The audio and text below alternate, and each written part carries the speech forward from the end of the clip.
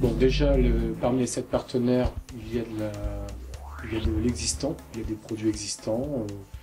Typiquement, le groupe AlphaLink, en termes de virtualisation des réseaux, quand je dis des réseaux, c'est tout ce qui est firewall, routeur, etc. Possède déjà un certain nombre de techno, ouvert pour certaines, propriétaires pour d'autres. Donc déjà, on part des connaissances d'un certain nombre de nos partenaires. Et pour les briques identifiées non disponibles, effectivement, on va sur du développement de logiciels. Donc les 2 briques qui me viennent comme ça immédiatement en tête, c'est sur la partie stockage, où on a des équipes assez pointues en développement noyau qui vont s'intéresser à contribuer. Alors on ne veut pas débuter le projet from scratch. Par contre, on a identifié des technos qui nous intéressent très fortement. Je vais citer des mots, mais de ce point de vue-là, le choix définitif n'est pas arrêté, mais de contribuer, par exemple, à du NewsFS, du POMLFS, du CEF, ce genre de choses, pour apporter des contributions orientées longue distance. Rajouter de la longue distance dedans, ça implique de casser un peu le modèle de synchronisation, apporter des choses complémentaires. Donc voilà, nous on va travailler là-dessus. J'ai donné l'exemple de la partie stockage. Pour la partie virtualisation, on est sur des machines virtuelles tout à fait standard. À nouveau, on ne veut pas standard présent dans le noyau Linux, tout simplement. Quand on est dans l'univers Linux, présent dans l'univers Windows, si on est dans l'univers Windows. On n'est pas à vouloir créer à nouveau un système de virtualisation. On est dans de l'infra, donc on est en dessous. Oui. Et donc, les contributions qu'il pourrait y avoir à niveau seraient des contributions qui ont vocation à se faire sous forme de logiciel libre. Alors, qu'est-ce que j'appelle logiciel libre? Typiquement, les contributions qui auront lieu dans le noyau Linux, ce sera du GPL. Il n'y a pas le choix. Enfin, si, il y a le choix, mais il y a le choix si on veut faire les chaises borderline. A priori, c'est pas l'optique. Ou des contributions LGPL, voire on a identifié un cas où ce serait ça du BSD. Sur les parties réseau, on travaille sur Tril et Lisp. Voilà. Encore une fois, on identifie des briques. On va pas. Si Cisco a décidé Tril et Lisp, on va pas s'amuser. Donc on prend des choses qui sont des standards existants ou de facto. Des standards de 10 ans. C'est tout. On sait qu'ils sont, on les voit. L'industrialisation a commencé. On va pas démonter les usines. On va pas non plus apprendre aux Américains à faire les choses parce qu'ils les font très bien. Donc, ce qu'il faut juste, c'est qu'on puisse s'inscrire à un moment, à un certain niveau, pour pouvoir faire quelque chose qui nous appartienne et qui soit suffisamment et qu'on contribue vraiment, parce que je pense qu'il y a plein de choses. Le modèle dont on parle actuellement, on a commencé à échanger avec, grâce à Jean-Pierre, avec Philippe. L'atelier, excuse-moi, j'ai vraiment trop de choses en tête en ce moment.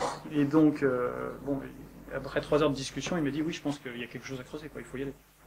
Donc, il faut y aller au niveau européen si possible. Mais pour le moment, étant donné qu'on est sur du franco-français, on va rester en France. Alors, ma question finale est légitime. Comment tu vois Compatible One, l'âge, comment tu dis ça?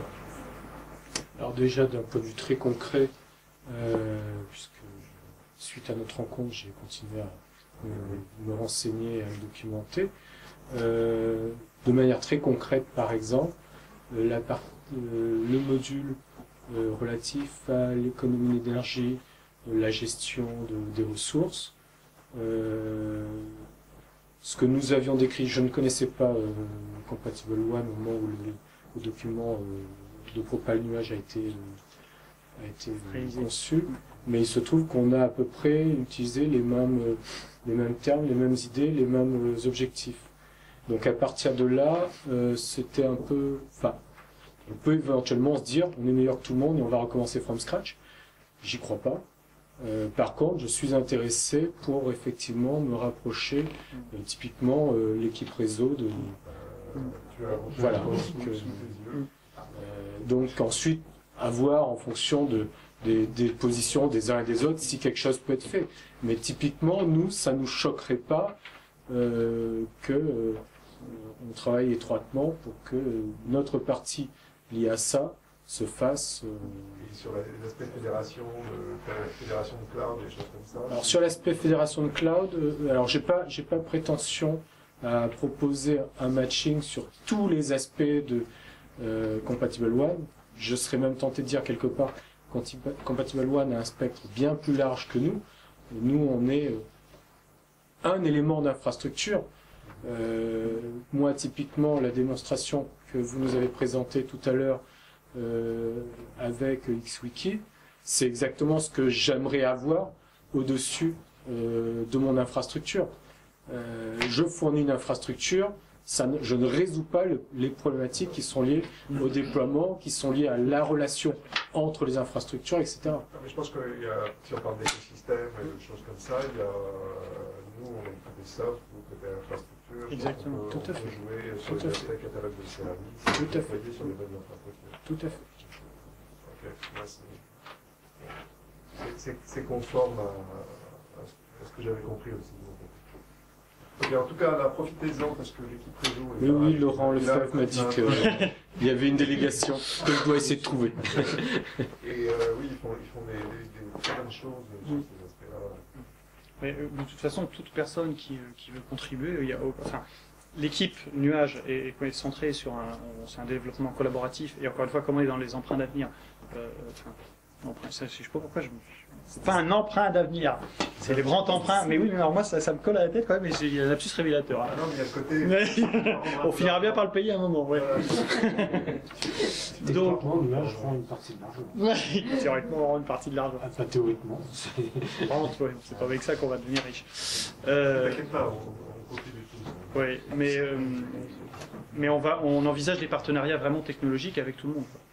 Plus on pourra contribuer et faire de l'intelligence collective, mieux on se portera. C'est un message qui est nécessaire.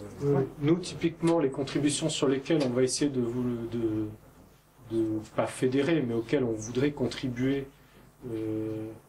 principalement, c'est tout ce qui va vers de la standardisation, vers de l'émergence, soit d'un standard industriel, soit d'un standard IETF, voire plus. Ok, on keep in touch sur ces aspects-là. Définitivement. Merci bien pour votre présentation. Merci.